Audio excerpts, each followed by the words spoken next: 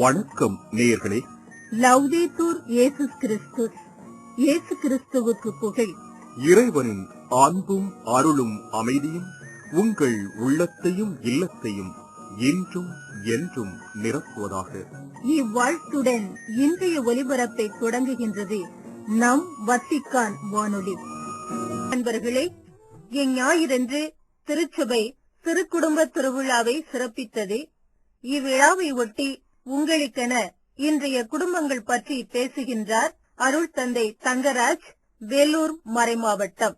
குடும்பம் ஒரு கோவில், நல்லதொரு குடும்பம் பல்கலைக்கழகம், பிருந்தாவனம் எங்கள் வீடானது என்றெல்லாம் குடும்பத்தை பற்றி பல்வேறு அருமையான பாடல்கள் வந்திருப்பதை நம்முடைய சமூகத்திலே நாம் கேட்டிருக்கின்றோம்.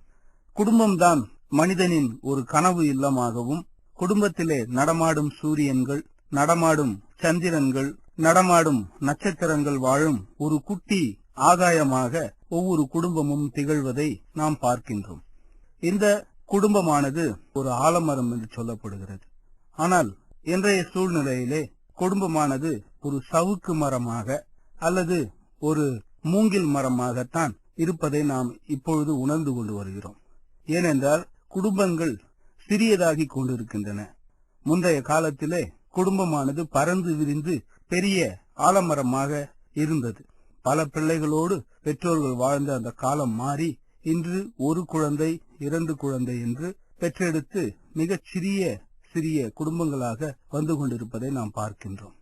பிள்ளைகளை அதிகமாக பெற்றெடுப்பது ஒன்றும் குடும்பத்திற்கு பாரமாக இருக்காது என்பதை முதலில் நாம் உணர்ந்து கொள்ள வேண்டும். மனிதன் மறையக்கூடியவன். ஆனால் பிள்ளைகளை பெற்றெடுப்பதின் வழியாகத்தான் மனிதன் தொடர்ந்து இந்த உலகத்திலே நிலையாக வாழக்கூடியவனாக இருக்கின்றான். எனவே பிள்ளை பெற்றெடுக்கின்ற பெயர் மிக பெரிய பெயர். இது குடும்பத்திலே ஒவ்வொருவருக்கும் கிடைக்கின்றது. ஆகவே ஆண்டவனுக்கும் இயற்கைக்கும் நாம் நன்றி செலுத்திவிட்டு பிள்ளைகளை பெற்றெடுத்து அருமையாக வளர்க்க வேண்டியது ஒவ்வொரு குடும்பத்தின் பொறுப்பு என்பதை நாம் உணர்ந்து கொள்ள வேண்டும். அடுத்ததாக சமூகத்திலே, பொருளாதாரத்திலே, ஆன்மீகத்திலே எப்படி இருக்கின்றது என்பதை நாம் பார்ப்போம். சமூகத்திலே குடும்பம் ஒரு அங்கமாக இருக்கிறது. எப்படி பல கற்கள் சேர்ந்து ஒரு கட்டிடத்தை எழுப்புகின்றனவோ அதுபோலத்தான் பல குடும்பங்கள் சேர்ந்து ஒரு சமூகமானது உருவாகிறது. எனவே நல்ல சமூகம் உருவாகின்றது என்று சொன்னால் அந்த நல்ல சமூகத்திலே நல்ல குடும்பங்கள் இருக்க வேண்டும். எனவே சமூக அக்கறையோடு இன்று குடும்பங்கள் திகழ வேண்டும். முக்கியமாக கல்வி, வேலைவாய்ப்பு, கலை நோக்கம், கடமையுணர்வு, சமூக கடமைகள் என்று சொல்லி குடும்பங்கள் வாழ வேண்டும். பெற்றோர் அன்றாடம் பேசுகின்ற ஒரு பேச்சாக சமூகம் இருக்க வேண்டும். அப்படி இருந்தால்தான் இந்த சமூகம் ஒரு சிறந்த சமூகமாக மாறும். என் சமூகம் சரியில்லை, என்னுடைய சமூகமானது பின்தங்கியுள்ளது என்று நாம் சொல்லுகின்றோம். ஆனால் எந்த அளவிற்கு அந்த சமூகத்தை முன்னேற்றுவதற்கு ஒவ்வொரு குடும்பங்களும் முனைகின்றன அல்லது முன் வருகின்றன என்பதை நாம் நன்றாக யோசித்து பார்க்க வேண்டிய நேரமாக இன்று இருக்கின்றது. பொருளாதாரம். இந்தியாவில் அதிக ஏற்றத்தாழ்வு இருப்பதை நாம் பார்க்கின்றோம். ஏற்றத்தாழ்வுகள் களைய வேண்டும் என்றால் குடும்பத்தில் உள்ள உறுப்பினர்களே அந்த பொருளாதார ஏற்றத்தாழ்வை களைவதற்கு முன்வர வேண்டும். இந்த சமூகத்திலே எனக்கு யார் உதவி செய்வார்கள், என்னை யார் தூக்கி விடுவார்கள் என்று குடும்பத்தில் உள்ள பெரியவர்களுமே ஏங்கி தவித்து கிடப்பதை நாம் உணர்கின்றோம். இங்கே ஒரே ஒரு கேள்வி, அதாவது சமூகத்திலே யார் எனக்கு உதவி செய்வார் என்று ஏங்கி தவிக்கும் பொழுது, குடும்பத்தில் இருப்பவர்களே உதவி செய்யாமல் இருக்கும் பொழுது அங்கே எந்த விதமான முன்னேற்றமானது குடும்பத்திலேயோ அல்லது சமூகத்திலேயோ வந்துவிட முடியும் என்று நாம் யோசித்து பார்க்க வேண்டும். எனவே குடும்பத்தில் உள்ளவர்கள் குடும்பத்தில் உள்ள மற்ற உறுப்பினர்களுக்கு உதவி செய்ய முன்வர வேண்டும். உதாரணத்திற்கு ஒரு அண்ணன் வசதியாக வாழ்கிறான் என்று சொன்னால் அந்த குடும்பத்தில் இருக்கிற தம்பி அவன் வேலை வாய்ப்பு இல்லாமலோ அல்லது ஏழ்மை நிலையிலோ இருக்கும் பொழுது அந்த அண்ணனானவன் தம்பியை எந்த அளவிற்கு ஏற்றிவிட முடியும், அவனுக்கு எப்படி உதவி செய்து அவனையும் சமூகத்திலே ஒரு பொருளாதார நிலையிலே உயர்த்த முடியும் என்று அண்ணன் தன் தம்பிக்காக கனவு காண வேண்டும். ஆகவே வசதி படைத்தவர்கள், வசதி படைத்த அல்லது வசதி வாய்ப்பு குறைந்த குடும்பத்தில் உள்ள உறுப்பினர்களுக்கு உதவி செய்ய முன்வந்தாலேயே 50% சமூகமானது வசதியாக மாறிவிடும். தான் எப்படி முன்னேறுகின்றேனோ அதே போல தன் குடும்பத்தில் உள்ளவர்கள் தன் சமூகத்தில் உள்ளவர்களும் முன்னேற வேண்டும் என்கின்ற முனைப்பு, ஆர்வம் ஒவ்வொரு தனி மனிதனுக்கும் வர வேண்டும் என்பதை இந்த குடும்ப வளர்ச்சியிலே ஒரு வேண்டுகோளாக உங்களிடம் நான் விடுக்கின்றேன். இன்னொரு முக்கியமான விஷயம் என்ன என்றால், நம்முடைய சமுதாயத்திலே 75% பிரச்சனைகள் எல்லாம் வருவது இந்த பொருளாதாரத்தினால்தான்.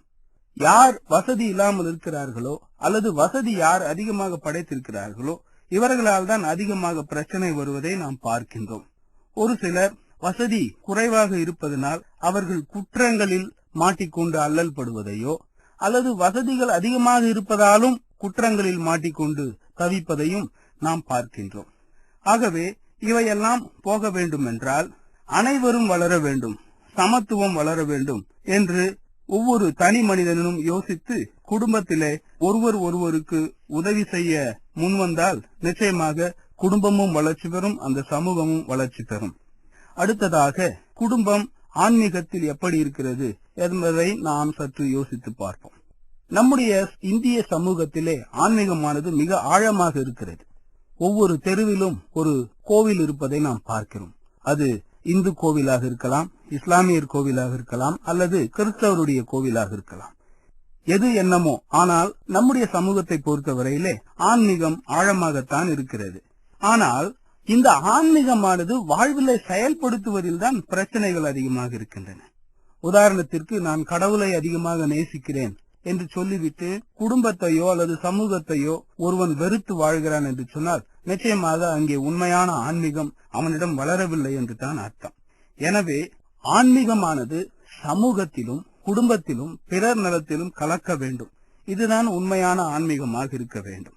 உதாரணத்திற்கு, ஆன்மீகம் ஒரு மரம் என்று சொன்னால் அந்த ஆன்மீக மரத்திலிருந்து பல்வேறு கிளைகள் பிரிய வேண்டும். அந்த கிளைகள் யாவன என்றால் நீதி, பிறர் சிநேகம், சமத்துவ பண்பு, பகிர்வு, மன்னிப்பு, ஏற்றுக்கொள்ளுதல், பிறரை வழிநடத்துதல். இப்படிப்பட்ட பல்வேறு பக்குவப்பட்ட பண்புகள் வளர்ந்தால் நிச்சயமாக அந்த தனி மனிதன் ஆன்மீகத்திலே வளர்ந்து கொண்டு வருகிறான் என்பது அர்த்தம். எனவே நாம் பெயரளவிற்கு கடவுளை மட்டும் கும்பிடாமல் மாறாக கடவுளை வழிபடும் பொழுது கடவுள் நமக்கு உள் உணர்வுகளிலே கொடுக்கின்ற அந்த சமத்துவ எண்ணம், நீதி எண்ணம், பிறர் சிநேகம், பிறருக்கும் வழிகாட்ட வேண்டும், பிறரும் என்னை போல் மகிழ்ச்சியாக நிறைவாக வாழ வேண்டும் என்கின்ற எண்ணம் ஆன்மீகத்தின் ஒரு ஆழ எண்ணமாக இருக்கின்றது. எனவே குடும்பம் சமூக பார்வையிலே, குடும்பம் பொருளாதார பார்வையிலே, குடும்பம் ஆன்மீக பார்வையிலே நாம் சிந்தித்த இந்த கருத்துக்களை செயல்படுத்த முற்படுவோம். நிச்சயமாக நாம் ஒரு நாள் வெற்றி பெறுவோம். நாம் மகிழ்ச்சியான குடும்பத்தையும் நிறைவான குடும்பத்தையும் உருவாக்குவோம். இதனால் அருமையான சமூகம் நமக்கு கிடைக்கும். வளர்ந்த ஒரு நாடாக, வளர்ந்த ஒரு சமூகமாக நம்முடைய இந்தியா, நம்முடைய தமிழ்நாடு திகழ வேண்டும் என்பதில் நாம் ஒவ்வொருவரும் முனைந்து செயல்படுவோம். நன்றி, வணக்கம். இன்றைய குடும்பங்கள் உரை வழங்கியவர் அருள் தந்தை தங்கராஜ், வெள்ளூர் மறைமாவட்டம்.